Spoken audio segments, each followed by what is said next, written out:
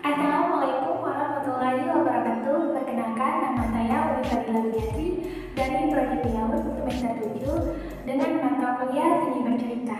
Di sini saya akan menceritakan kisah Nabi Musa alaihissalam. Selamat menyaksikan. Assalamualaikum anak-anak bunda, apa kabarnya hari ini? Alhamdulillah, luar biasa, Allahu Akbar. Nah, di sini bunda mau cerita tentang kisah Nabi Musa alaihissalam ketika Nabi Ismail menyembah patung anak sapi. Nah, di sini bunda ada patung anak sapi yang warnanya kuning. Ini adalah patung anak sapi emas.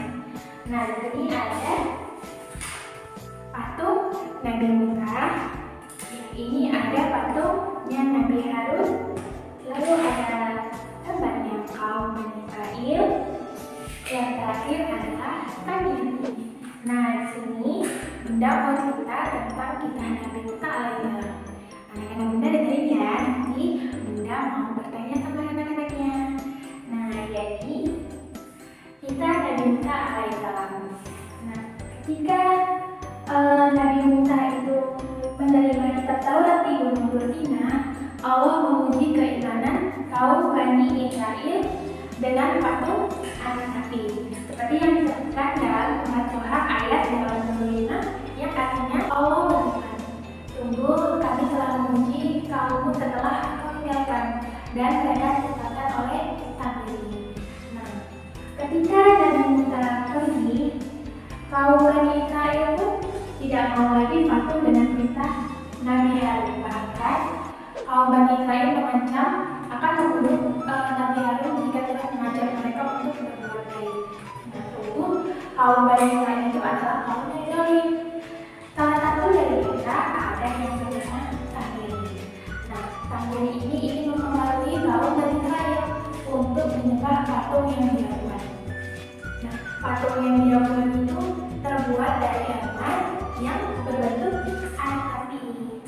Nah, orang-orang percaya bahwa patung ini adalah Tuhan karena patung ini dapat mengeluarkan suara. Padahal suara itu berasal dari hembusan angin yang masuk ke dalam rongga-rongga patung yang dibuat dengan teknik oleh Samiri. Nah, Nabi Harun segera melihat kesesatan yang dilakukan Samiri kepada kaum Bani Israil.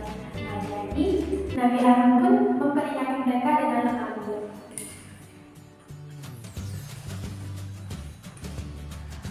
"Wahai kaumku, apa yang sedang kalian lakukan? Mengapa kalian menyembah benda yang tidak bernyawa itu? Sudahkah kalian lupa dengan Allah, Tuhan pencipta alam?" Kaum Bani Israil marah. "Sudah lalu, engkau diam saja. Selama Nabi Musa belum kembali dan tidak patuh dengan Nabi Muhammad sepertimu. Lagi pula, kami sudah menemukan Tuhan yang sebenarnya, Tuhan yang dapat berbicara." Lalu Nabi Harun pun berkata lagi, "Astagfirullahaladzim, sungguh kalian tidak berbuat zalim. Dengan mudahnya kalian buka keimanan kalian dengan Allah hanya karena patung anak sapi itu. Andai Musa tahu apa yang sedang kalian lakukan itu, ia pasti akan murka kepada kalian." Lalu kaum Bani Israil pun marah.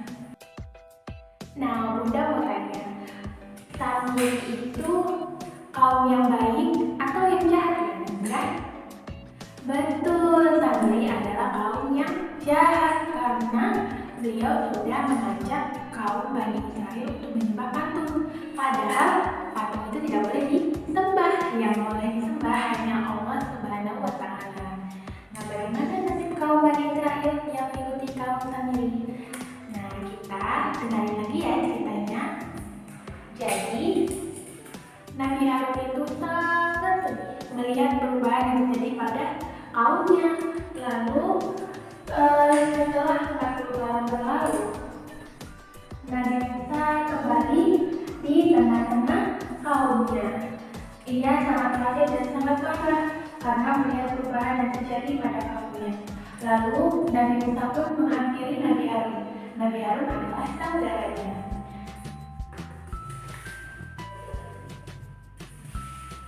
"Wahai Harun, apa yang sedang kau lakukan di sini? Mengapa kau hanya diam saja? Lihat apa yang mereka lakukan.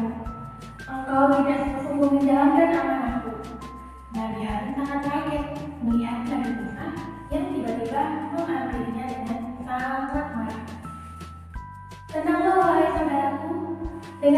penjelasanku. Aku sudah mengingatkan mereka, namun mereka tidak mau mendengarkanku. Mereka menganggapku nabi yang lemah, tidak memiliki kekuatan sepertimu. Bahkan mereka akan mengancamku dengan membunuh jika aku terus mengingatkan mereka. Lalu Nabi Musa menunduk dan menyesal. Astaghfirullahaladzim, maafkan aku wahai saudaraku. Lalu Nabi Musa berdoa kepada Allah yang artinya, Ya Allah, ya Tuhanku, ampunilah aku dan saudara-saudaraku. Masukkanlah kami ke dalam rahmat Engkau. Engkau adalah sebaik-baiknya penyayang dari semua penyayang. Lalu Nabi Musa mencari seseorang yang bernama Samiri. Namun beliau mendatangi kaum Bani Israil yang sedang menyembah patung. Lalu kaum Bani Israil berkata, waduh, gawat nih, Nabi Musa sudah kembali, dia pasti akan memarahi kita. Lalu Nabi Musa pun menghampiri kaumnya. Wahai kaumku, apa yang sedang kalian lakukan? Bukankah Allah sudah menjadikan surga bagi kalian yang bertakwa? Tidakkah cukup Allah menampakkan keajaibannya kepada kalian semua? Semudah itu kalian berpaling dari Allah? Lalu kaum Bani Israil pun berkata, wahai Musa, sesungguhnya kami tidak mau menyembah, namun kami diajak oleh Samiri. Ia yang mengajak kami untuk menyembah patung anak sapi ini. Lalu Nabi Musa mencari seseorang yang bernama Samiri, yang katanya beliau itu adalah orang yang mudah mengajak kaumnya untuk menyembah patung anak sapi. Nah, lalu bertemulah Nabi Musa dengan Samiri. Nabi Musa berkata, wahai Samiri, benarkah apa yang mereka katakan? Jika benar, mengapa engkau melakukan itu? Lalu Samiri berkata, aku mengetahui sesuatu yang tidak mereka ketahui. Dengan semua pengetahuan yang aku miliki, maka jadilah patung anak sapi ini. Nah, jadi anak muda beliau mau bertanya, Samiri kan membuat patung anak sapi. Lalu Samiri sombong, apakah kita boleh sombong seperti Samiri? Kalau kita punya pengetahuan yang banyak, kita punya pengetahuan yang lebih luas, kita tidak boleh sombong, kan? Nah, Nabi Musa setelah mendengarkan penjelasan dari Samiri, Nabi Musa sangat murka dan sangat marah. Lalu Nabi Musa mengusir Samiri, dan Samiri pun pergi sambil menundukkan kepalanya. Nah, lalu Nabi Musa mengajak kaum Bani Israil dan kaum-kaumnya untuk membakar anak sapi ini, patung anak sapi ini. Lalu abu-abu dari patung anak sapi ini dibuang ke laut. Namun yang banyak tadi, setelah Nabi Musa mengusir Samiri, apa yang mereka lakukan selanjutnya? Betul, mereka membakar patung anak sapinya. Lalu kemana ya dibuang abu-abu dari patung itu? Tuh, di laut.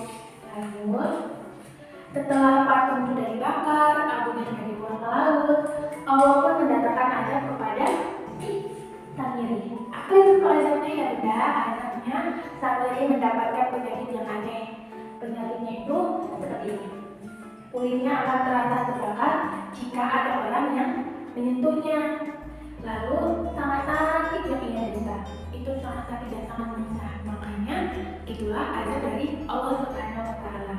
Nah, itu seperti disebutkan dalam Al-Quran dalam surat Al-Baqarah ayat 98 yang artinya, sungguh Tuhanmu hanyalah Allah, tidak ada Tuhan selain Dia. Pengetahuannya melebihi segala sesuatu. Jadi kenapa Allah memberikan azab kepada Samiri?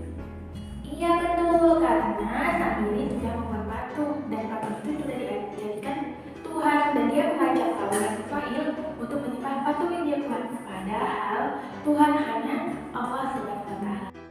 Nah, jadi hikmah dari cerita ini adalah apabila kita melakukan sesuatu kesalahan, segeralah kita untuk meminta maaf agar tidak terjadi keruntuhan. Seperti misalnya di Samiri, dia ini kan udah jahat, dia mengajak kaum Bani Israil untuk menyembah patung, dan patung itu bukan untuk disembah. Lalu dia menyombongkan dirinya karena dia memiliki pengetahuan yang tinggi, itu tidak boleh, ya kan? Lalu hikmahnya yang kedua, jangan sekali-kali kita menyembah siapa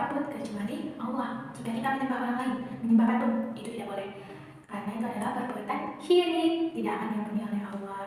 Anak-anak Bunda, terima kasih. Semoga anak-anak Bunda terhibur dan mendapatkan manfaat dari cerita kisah Nabi Musa alaihissalam. Sekian, terima kasih. Assalamualaikum warahmatullahi wabarakatuh.